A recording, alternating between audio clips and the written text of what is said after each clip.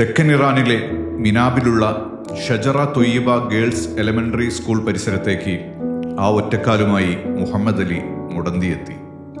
ആ കെട്ടിടത്തിനുള്ളിൽ തെരച്ചിൽ നടക്കുമ്പോൾ ആർത്തനാദത്തോടെ അയാൾ തിരയുന്നത് അവളെയാണ്. രാവിലെ സ്നേഹമുത്തം നൽകി കളിചിരികളോടെ സ്കൂളിലേക്ക് പോയ പൊന്നുമകൾ ഫാത്തിമ സഹ്റയെ. 9 വയസ്സ് മാത്രമാണ് അവൾക്ക്. പഠിക്കാൻ മിടുമിടുക്കി. സ്കൂളിൽ പോകാൻ ഏറെ ഇഷ്ടം കാട്ടിയിരുന്ന കിലുക്കാമ്പെട്ടി. ഇറാൻ ഇറാഖ് യുദ്ധത്തിൽ തൻ്റെ വലതുകാൽ നഷ്ടമായ അലിയുടെ ദുരിതപൂർണമായ ജീവിതത്തിലെ ഏക സന്തോഷമായിരുന്നു ആ കുരുന്നു.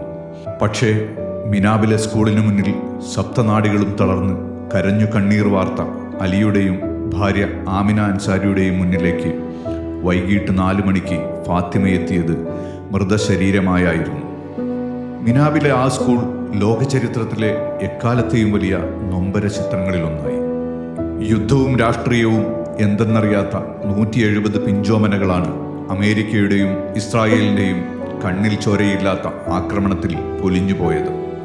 അലിയെയും ആമിനെയും പോലെ നൊന്തുപെറ്റ കുഞ്ഞു പൈതങ്ങളെ നഷ്ടമായി തീരാ ദുഃഖത്തിലേക്ക് എടുത്തെറിയപ്പെട്ട നിരവധി മാതാപിതാക്കൾ. നിഷ്കളങ്കരായ കുഞ്ഞുങ്ങൾക്കുമേൽ ഇങ്ങനെ ബോംബ് വർഷിക്കാൻ അവർക്കെങ്ങനെ കഴിഞ്ഞു? ഈ മക്കൾ അവരോട് എന്ത് തെറ്റ് ചെയ്തു? 6 വയസ്സുകാരിയായ മകൾ സാറയുടെ മയ്യത്ത് കൈകളിലേന്തി മുഹമ്മദ് ശരീഅത്ത് മാദർ ലോകത്തോട് ചോദിക്കുന്ന പൊള്ളുന്ന ചോദ്യങ്ങൾക്ക് നമ്മൾ എന്ത് മറുപടി പറയും? 7-നും 12-നും ഇടയിൽ പ്രായമുള്ളവരായിരുന്നു അവരൊക്കെ. നമ്മുടെ വീടുകളിൽ പുഞ്ചിരിയും കളിചിരികളും വിതറുന്ന പൊന്നുമക്കളെപ്പോലെയുള്ളവർ. അവരെയാണ് ട്രംപും നെതന്യാഹുവും ചേർന്ന് പകൽ വെളിച്ചത്തിൽ കൊന്നുകളഞ്ഞത്. എത്രയെത്ര കുടുംബങ്ങളിലെ അതിരറ്റ സന്തോഷ വിളക്കുകളാണ് ആ യുദ്ധക്കൊതിയന്മാർ ഒറ്റയടിക്ക് കെടുത്തിക്കളഞ്ഞത്.